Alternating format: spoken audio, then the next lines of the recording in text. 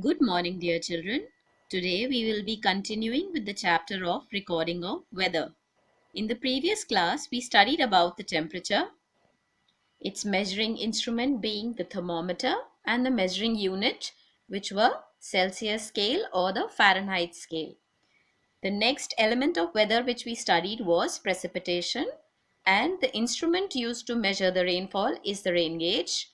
The measuring unit for recording the precipitation is the millimeters or centimeters. The third element that we did was the wind. Here in the wind, we are going to calculate the direction also and the speed also. Therefore, we require two different instruments, that is the wind vane and the anemometer separately, respectively. And the measuring units were your meters per second for your wind speed, and the names given for the direction were easterly, northerly, westerly. Those were the names which were given for identifying the direction of the wind. Today we will be proceeding with the next few elements, that is your atmospheric pressure, and after that element we will be moving ahead with the types of clouds. Now clouds are also a very important element, or they play a very important part in deciding the weather of a place. So we are going to do that. After that we'll be understanding the meaning of the terms isoheights and isotherms. The next element is the atmospheric pressure. Now, what is the atmospheric pressure? We've all studied about the atmosphere in the previous classes, and we know about the layers of atmosphere which cause the pressure on the Earth's surface.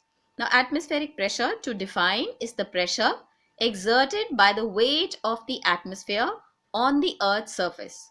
Now, as we all know that the atmosphere has 5 concentric layers and it exerts a certain amount of pressure onto the earth itself. So here we need to learn the most important characteristic of atmospheric pressure, that it varies from place to place and also from time to time. The most simple instrument used to measure the atmospheric pressure is the mercury barometer. Here in your books on page number 46, they've given a very beautiful and a very simple diagram, and as a homework also I've given this for drawing in your notebooks. You need to draw it and label it neatly. Here we need to understand that this barometer consists of a long glass tube. Here you see this long glass tube, and which is sealed at the upper end and open at the lower end. You all must have seen a test tube. So it's just the inverted test tube which is sealed on one end and open on the other.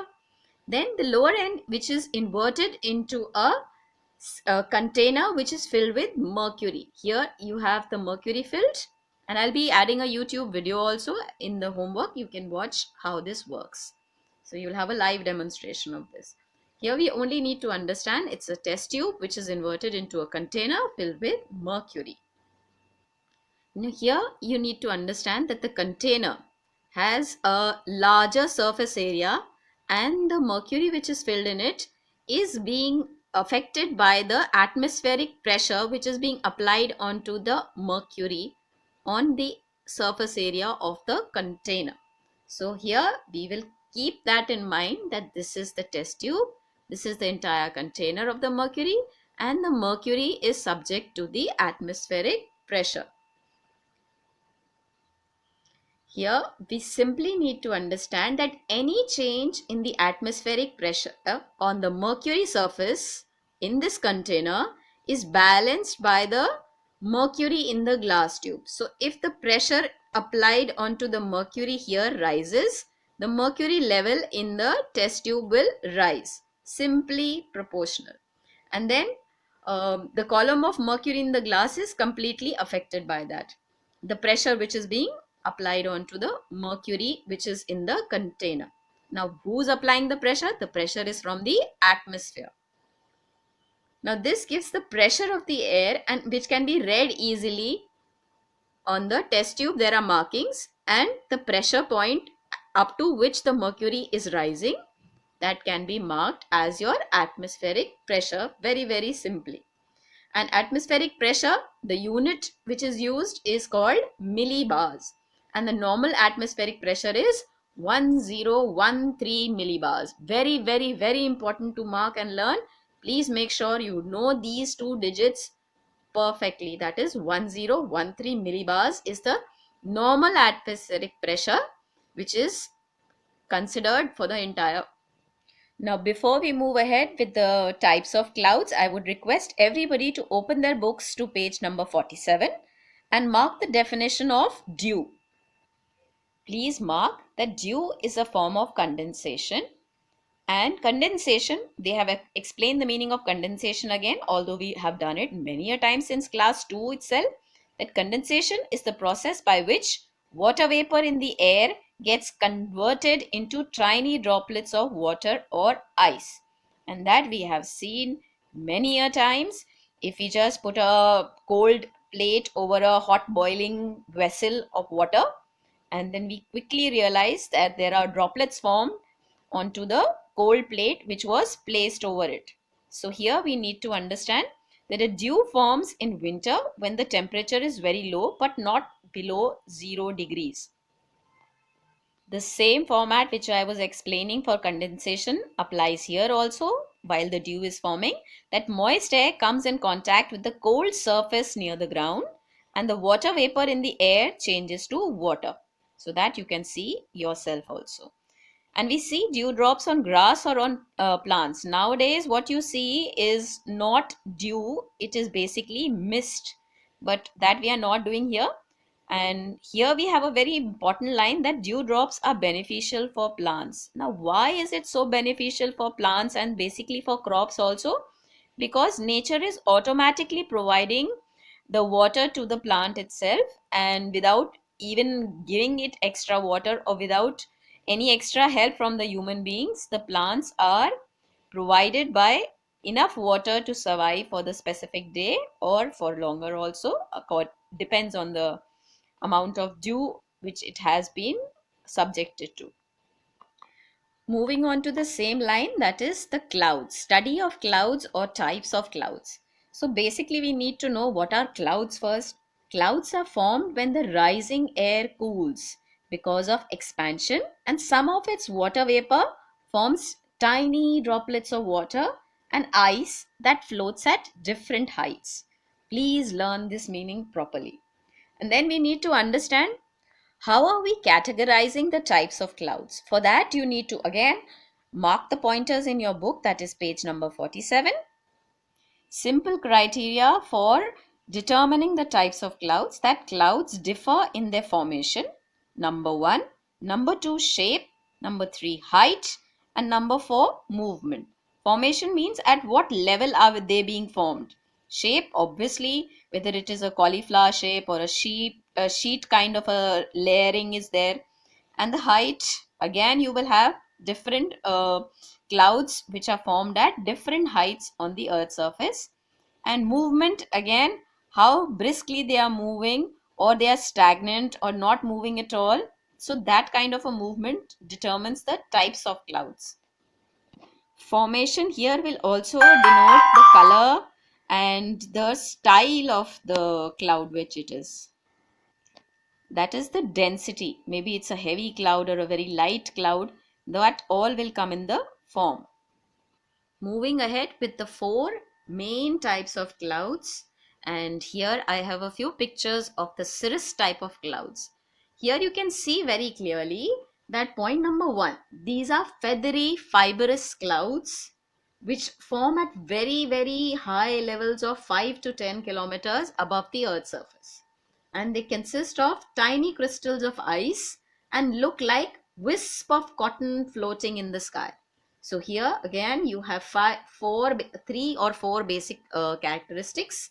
I'll repeat. Number 1, they are feathery and fibrous clouds. Number 2, they are forming at very high levels, that is 5 to 10 kilometers, and they consist of tiny crystals of ice and look like cotton floating in the air.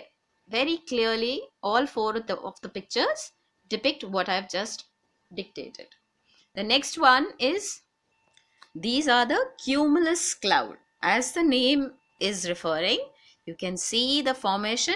Now here you can easily understand that these are Cauliflower shaped clouds. All of us can see cauliflower nowadays, and we all know that phool gobi, which is called the cauliflower, it's so beautiful. Exactly in that same look, these are the cumulus clouds which are there, and they have great vertical height. That means they are very high. You can see the height. They really seem to be going all along the entire sky. So they have great vertical height and a flat base. Most of them, no, or all of them, you can see they have a flat base over which they are forming an entire cloud. Now these are the type of clouds which we used to make in our own drawings as children, right?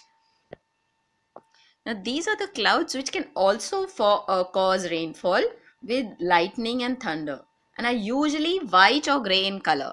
So now here it's very easy to mix them up with the nimbus clouds that we'll be doing next. But here you need to understand that these are forming at in a very different kind of a manner. That is the cauliflower. They are also forming, but they are whitish in color mostly, not too dark or black, but then they might be gray specks as you can see in this, but it has a very flat base. That is a very clear demarcation and a great vertical height. These are the basic differences between cumulus and nimbus. The next most important thing to understand in this chapter is the isoheights and the isotherms. Now these two terms have a very simple meaning. But before that, we have already studied the term temperature, which is recorded by the thermometer, and it has the degrees the units which are measuring it is the Fahrenheit scale and the Celsius scale. Now we have measured the temperature of one particular area. For example, like in Uttar Pradesh, I measure the temperature, that is 28 degrees today, and then in the adjoining area of your Uttaranchal, Uttarakhand, Himachal Pradesh, all have the same temperature, that is your 28-degree temperature. So how will I make sure that when I'm marking in my map, I'm marking the same temperature which has been recorded in different areas, but because it was same, so I will mark it with the single line that I will draw on the map. So that will be called isotherms. Now coming to the literal meaning of isotherms, iso, the prefix, that is the first three words, means same or equal. So here the isotherm means equal temperature, and here also iso means the same or equal. So here height, actually we are denoting with the term rainfall. You can see both of them I've mentioned in the same color. So here simply it means marking the lines. Let me show it to you on the map so that you can clearly understand. It means the lines made by joining points that show the same amount of rainfall. That will be called isoheight. And if it is a line which is showing the same temperature which has been recorded or experiencing the same temperature at the given time, and there is a line which is connecting all of them, like the same temperature here, same temperature here, same temperature here, so automatically this line will be called a isoheight. That is the line which is denoting the same amount of temperature which has been recorded or experienced in this entire area. And here again we have the same meaning, that is the joining points which are showing the same amount of rainfall received in a given period, that is your isoheight. So rainfall is the isoheight and isotherm is your measurement of the equal amount of temperature which is recorded. Very simple terms, but we just have to understand that how they are being marked on the map. That means each line, I'll repeat myself, each line is just denoting the equal amount of temperature which was recorded in a given time. So now this line came to be known as isotherms if the temperature is being recorded, and if the same amount of rainfall is being recorded, it will be called an isoheight. So this was a map for the rainfall. This was for your temperature. Now the next important thing that we need to mark in the book is the Indian Meteorological Department, which is the principal government agency that forecasts meteorologic information for weather sensitive activities like agriculture, They actually should know when it's going to rain, when it's the right time to sow the seed, or in fact, if the harvest is already ready, and if there is a sudden announcement of any storm or uh, untimely rainfall, then they actually need to reap the entire crop that which is ready in the fields. I just can't leave it for getting rotten due to the excessive rainfall, which is going to spoil them. Irrigation also, that is collection of water. You have shipping, aviation. Obviously the ships go into the water. They should know what type of a climate it is, what type of a windy atmosphere or a cloudy day it will be. Maybe the winds are too high and they lead to very high waves in the ocean. So all aviation, that is the flying industry, flying of any of the flying aircrafts, and the offshore oil exploration. Now oil fields are also in the ocean, and we have already studied about the Mumbai high shore when we were doing the industries. So all these areas where we are dealing with nature mostly, and we do require the Indian Meteorological Department to give us the forecast or the prediction about the weather. Now, with this, we come to the end of the chapter. I would request everybody to go through the back exercises, and if you have any question, I would like to answer them. And if you could actually do this experiment, this is a beautiful experiment given, that it's actually making you experience a cloud in a jar.